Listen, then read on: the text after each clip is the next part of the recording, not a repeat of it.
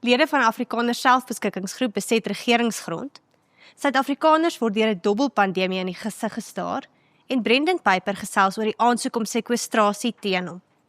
Ek is Lyn Kriege, hier's van die stories waarna jy die naweek kan uitsien. Lede van 'n sogenaamde Afrikaner selfbeskikkingsgroep het besluit om 'n stuk regeringsgrond in Groot Marico vir hulle self toe te eien, met die uiteindelike doel om dit vir behuising van arm blankes aan te wend. Leon Johan Kokemoer, leier van die Delta groep, meen as hy en die ander lank genoeg plak, hulle wettiglik toegang tot die grond kan kry. Isabel Venter het die nedersetting, waar Kokemoer en 4 ander Delta-lede hulle 3 maande gelede gevestig het, besoek.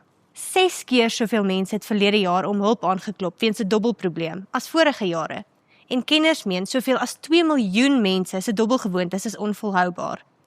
Dit, waarsku sielkundiges, is besig om 'n fisiese en emosionele tol op Suid-Afrikaners te eis. Die politieke party Rise Mzansi het selfs so ver gegaan as om met Betway se raad te vergader en 'n 7-punt dubbelplan aan hulle voor te lê.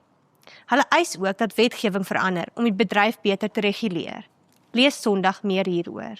Hoewel 'n storm opnuut rondom Brendan Piper se kop losgebars het nadat daar aansoek gedoen is om hom voorlopig te sekwestreer, is daar geen keer aan die Afrikaanse hartebreker nie. Hy het in die ateljee met Mizaan van Wyk oor sy jongste kortspeelalbum, sy voorlopige sekwestrasie en sy onlangse besoek aan Amerika gesels.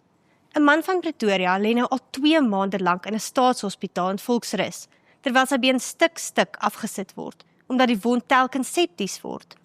Cyril Lotter se geliefdes vrees nou, daar kan niks van albei sy bene oorbly, indien hy nie dringend die regte nasorg ontvang nie.